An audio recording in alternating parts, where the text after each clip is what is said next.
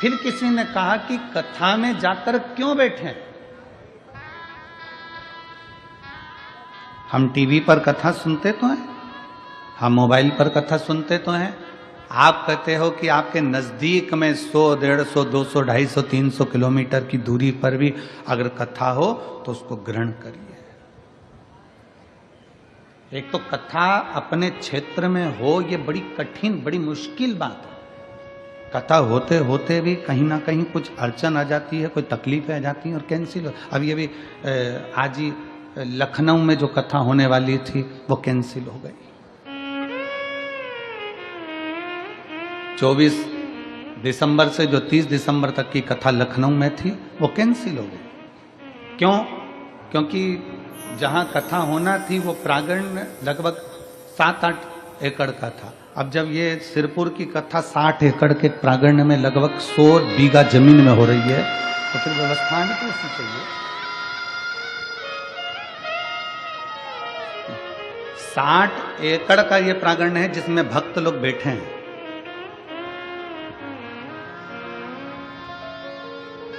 सौ बीघा जमीन के अंदर अंदर ये पूरी व्यवस्था करी गई।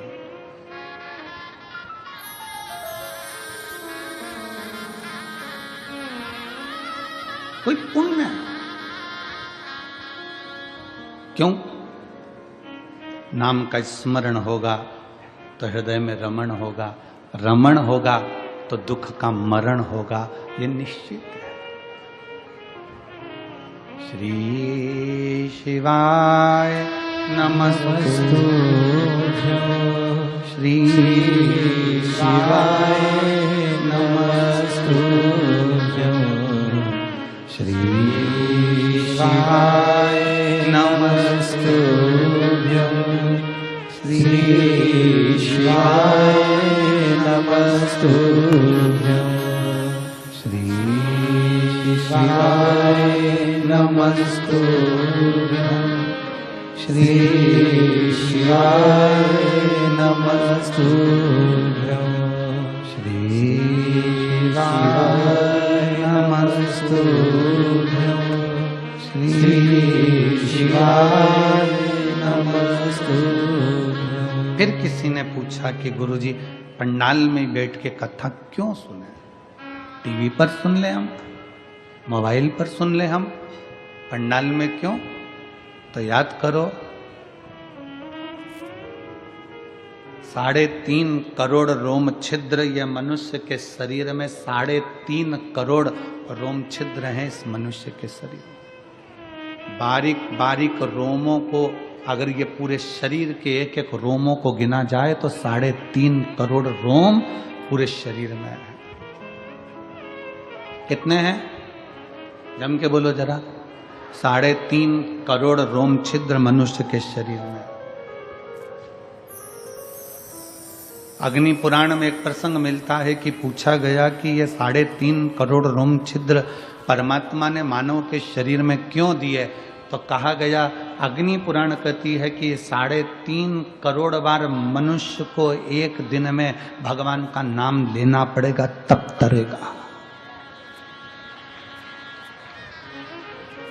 अब मेरी जीजियों, मेरे जीजाओं, मेरी बेटियों, मेरे बेटाओं, मेरी माताओं, मेरे भाई, जितने आस्था चैनल पर सुन रहे हैं, जितने फेसबुक यूट्यूब पर सुन रहे हैं और जितने पंडाल में सुन रहे हैं, आप और हमसे भी कोई पूछेगा कि गुरुजी आपने 3.5 करोड़ बार क्या भगवान का नाम कभी लिया है? आपने लिया है 3.5 करोड़ बार एक दिन में भगवान का नाम? जम के बोलो जरा। कोई संत, साधु, सन्यासी, तपस्वी भी नहीं होगा जो एक दिन में 3.5 करोड़ बार भगवान का नाम ले। तो अग्नि पुराण में आया कि ये मनुष्य तो 3.5 करोड़ बार भगवान का नाम ले ही नहीं पाएगा, फिर इसका क्या होगा? और शास्त्र कहता है जिसने 3.5 करोड़ बार भगवान का नाम ले लिया तो उसके दुख भगवान धीरे धीरे काटना चालू कर देता है। तो फिर ये 3.5 करोड़ बार बोल ही नहीं पाएगा तो इसका दुख भी नहीं कटेगा। तो फिर अग्नि पुराण ने कहा कि एक काम हो सकता है। शंकर जी बोले पार्वती से, पार्वती 3.5 करोड़ बार कोई अकेला बैठकर नाम नहीं ले सकता, तो कथा के मंडप में जाकर बैठ जाए। जब कथा के मंडप में किसी नाम का उच्चारण होगा, सब एक साथ बोलेंगे, ताली भी बजाएंगे। वो अक्षर जब एक एक के मुंह से निकलेगा, आपस में टकराएगा, छार छार हो जाएगा, तो 3.5 करोड़ रोम छिद्र में समा जाएगा और उसका कल्याण होगा। अब लोग कहते हैं महाराज जी, लोग पंडाल में कथा सुनने के लिए आते हैं तो इनका दुख क्यों कट जाता? कैसे कट जाता?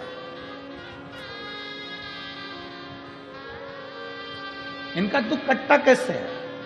उसका केवल एक कारण है कि आपके मुख से श्री शिवाय नमस्तु,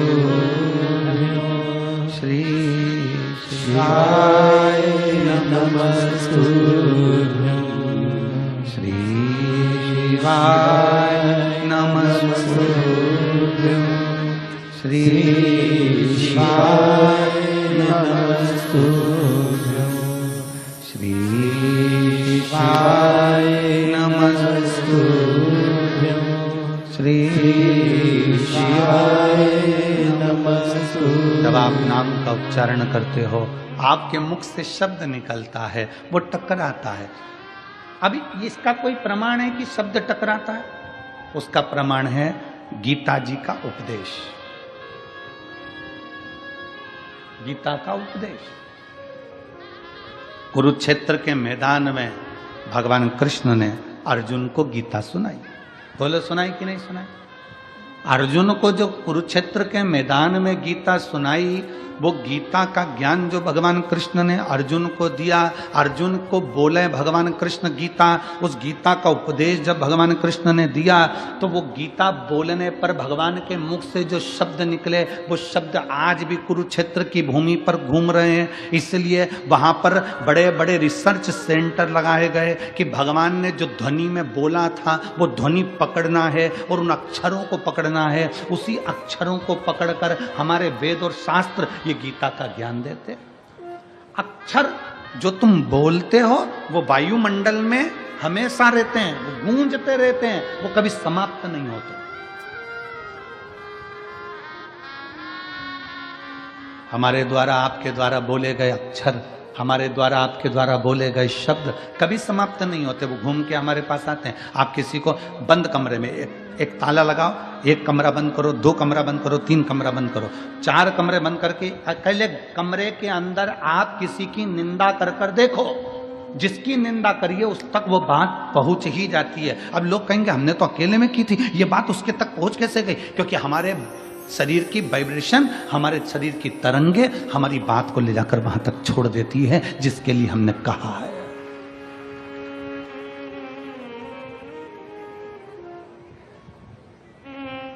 हमारे शरीर की वाइब्रेशन, हमारे शरीर की तरंगे वहां तक ले जाकर छोड़ देती है जिसके लिए हमने शब्द कहा। आप किसी को गाली देकर देखो, चलो जाने तो आपका कोई नौकर हो ना, आप अपने घर पे बैठ के नौकर को ही कुछ अपशब्द कह के देख ले, नौकर नहीं है वहां पर, परंतु उस नौकर को मालूम पड़ जाएगा कि मेरे सेठ के मुख में, मेरे सेठ ने मेरे लिए कुछ कहा, मेरे सेठ के दिमाग में कुछ चल रहा। हमारी वाइब्रेशन बता देती है, हमारी तरंगे बता देती है। इसलिए शिव महापुराण की कथा कहती है, अच्छा विचार करिए, अच्छा सोचिए। अगर कोई तुम्हारा दुश्मन है ना, उसके बारे में अच्छा सोचना चालू करो। एक दिन वो दुश्मन तुम्हें सुंदर माला लाकर ना दे, तुम्हारे को गुलाब का फूल लाकर ना दे, तुम्हारे लिए गुलदस्ता लाकर ना दे, तो कहना जब दुश्मन है उसके लिए वे अच्छा सोचना प्रारंभ करो, श्रेष्ठ सोच। बहू सास की दुश्मन नहीं है, सास बहू की दुश्मन नहीं है। अगर बहू की दुश्मन होती सास, तो अपनी रकम तुड़वाकर बहू को ना देती शादी के पहले, शादी के समय पर। अगर सास तुम्हारी दुश्मन होती तो 1-2 लाख रुपए शादी में खर्च नहीं करती, 5-5, 10-10 हजार की साड़ियां, लहंगा तुमको नहीं दिलाती अगर तुम्हारी दुश्मन होती तो। और बहू अगर तुम्हारी दुश्मन होती तो वो अपना घर छोड़कर तुम्हारे घर में नहीं आती तुम्हारी गुलामी करने के लिए। ना सास बहू की दुश्मन है, ना बहू सास की दुश्मन है। ये दोनों रहते रहते एक दूसरे से बोलते नहीं, अपशब्द नहीं बोलते, पर अंदर ना जाने कैसे कैसी अंटी पालते रहते हैं, अंदर की वाइब्रेशन ऐसी कर लेते हैं, मम्मी ने ऐसा कर लिया, पापा ने ऐसा कर लिया, अंदर से सोच रहे हैं, तो वो वाइब्रेशन तुम्हारी सांस तक पहुंचती है, सांस की वाइब्रेशन बहू तक पहुंचती है, और दोनों का मन मोटाव आपस में चालू हो जाता है, और एक दिन ये होता है कि घर में अलग अलग हो जाते हैं। ये हमारे शरीर की वाइब्रेशन है, ये हमारे शरीर का विचार है, ये हमारी दृष्टि। आप अच्छा सोचो ना, एक स्त्री, एक पत्नी रोज पति पर शंका करती है, रोज प्रतिदिन शंका करेगी, मन में शंका भरा गई है तो शंका करती रहेगी, शंका करती रहेगी, शंका करती रहेगी, शंका करती रहेगी। आखिर में पति को मालूम पड़ जाएगा कि ये शंका कर रही है, पति शंका करेगा तो मालूम पड़ जाएगा कि पत्नी शंका कर रही है। ये हमारी वाइब्रेशन है हमारे शरीर की, जो वहां तक पहुंचा दी। ये हमारे शरीर की वाइब्रेशन है जो वहां तक पहुंच रही है। शिव पुराण कहती है, अच्छा सोचिए, जब हम भगवान का नाम जाप करते हैं तो वो मंत्र टूटता है जब आपस में टकरा कर। तो जितने शिव भक्त यहाँ बैठकर कथा कर तत्व ग्रहण कर रहे हैं, लाखों शिव भक्त भगवान शंकर की कथा सुन रहे हैं, कोई टीवी के माध्यम से, कोई मोबाइल के माध्यम से कथा सुन रहा है, और जब वो भी मंत्र का जाप करता है तो उसकी वाइब्रेशन उस तक पहुंचती है और उन सब का कल्याण हो जाता है, जो चाहे टीवी पे सुने चाहे मोबाइल पर सुने। श्री शिवाय नमस्तुभ्यं श्री